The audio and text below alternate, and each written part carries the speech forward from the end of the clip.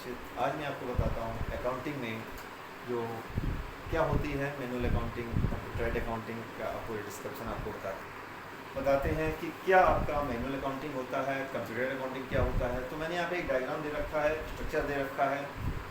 Accounting accounting क्या होती है? व्यापार हमारे भारतवर्ष में कई वर्षों से चल रहा है, हज़ारों वर्ष हो गए हैं।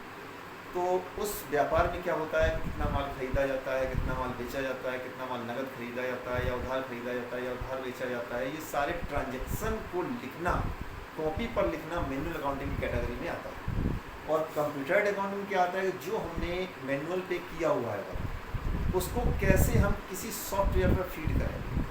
यानी अकाउंटिंग के कई सारे सॉफ्टवेयर होते हैं, टैली है, विजी है, विंग्स है, टाटा है, स्मार्ट स्वैप, हजारों सॉफ्टवेयर मार्केट में हैं। बट उसमें से आपके कुछ ऐसे सॉफ्टवेयर होते हैं, चाहे आपका कोई भी सॉफ्टवेयर हो अकाउंटिंग का, वो मैनुअल सभी का सेम होता है, मैनुअल में कोई भी डिफरेंस नहीं होगा। तो लेखांकन यानी लेखों का अंकन करना यानी अकाउंटिंग करना कहलाता है। टू टाइप्स का होता है, मैनुअल अकाउंटिंग और कंप्यूटराइज्ड अकाउंटिंग। मैनुअल अकाउंटिंग में कुछ पार्ट्स होते हैं, जर्नल एंट्री है, लेजर है, ट्रायल बैलेंस है, ट्रेडिंग अकाउंट है, प्रॉफिट एंड लॉस है एंड बैलेंस शीट है। ये इसके डिस्क्रिप्शन होते हैं और ये इसी सीरियल से लिखे जाते हैं क्योंकि ये सभी आपस में कनेक्टेड होते हैं। तो जर्नल एंट्री में क्या होता है कि क्या माल खरीदा गया, क्या माल बेचा, यानी इन और आउट को लिखना जर्नल एंट्री के अंदर आता है। कि आपने जो ट्रांजैक्शन किए हुए हैं, जो खर्चे किए हुए हैं, उनको मैनुअल रूप से लिखना, क्या आया क्या गया, ये सभी आपको इन और आउट की एंट्री करना जर्नल एंट्री में आता है। अब जर्नल एंट्री से क्या होता है, लेजर बनाया जाता है। लेजर में क्या आता है कि क्या आया क्या गया और क्या बचा, बैलेंस निकालने का काम जो होता है वो लेजर का होता है। जैसे इन और आउट को घटाने के बाद या आउट और इन को घटाने के बाद जो हमारे बैलेंस निकलते हैं वो सभी बैलेंस आपके किसके थ्रू कैलकुलेट किए जाते हैं, लेजर के थ्रू कैलकुलेट किए जाते हैं। और कैलकुलेट होने के बाद जितने भी बैलेंस हमारे निकलते हैं वो सभी ट्रायल बैलेंस में ट्रांसफर किए जाते हैं। जैसे आपका कौन कौन से बैलेंस निकलते हैं, जैसे डायरेक्ट है, इनडायरेक्ट है, एसेट्स है और लायबिलिटीज है। ये इतने टाइप के आपके बैलेंस निकलते हैं और ये सभी आपके ट्रायल बैलेंस में ट्रांसफर किए जाते हैं। अब इनका डिवाइडेशन होता है, हमारे फाइनल अकाउंट्स आते हैं यहाँ से। फाइनल अकाउंट्स में आपका trading account, profit and loss account और बैलेंस शीट। जो हमारे बैलेंस निकले हुए हैं, डायरेक्ट इनडायरेक्ट एसेट्स और लायबिलिटीज, ये क्या होते हैं? जो खर्चे माल को खरीदने से संबंधित होते हैं वो हमारे डायरेक्ट होते हैं। जो खर्चे माल को बेचने से संबंधित होते हैं वो इनडायरेक्ट होते हैं।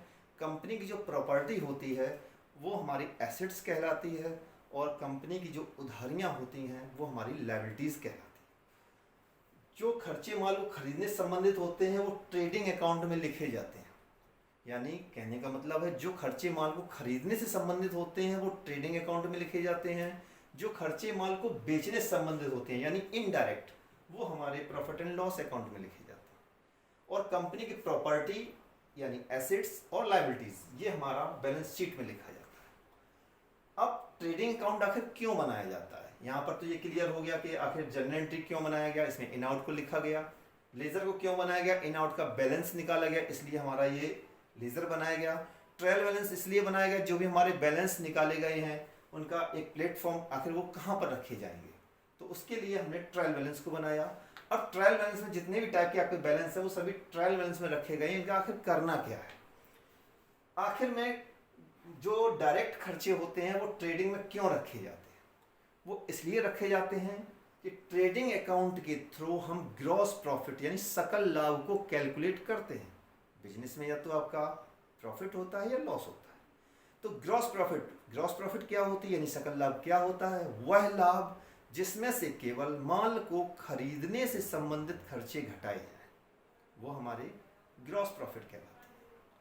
और वह लाभ जिसमें से माल को बेचने से संबंधित खर्चे घटाए जाए यानी इनडायरेक्ट घटाए जाए तो वो हमारे actual profit and net profit कहलाती है, जो कि प्रॉफिट एंड लॉस अकाउंट बनाने से निकलता है।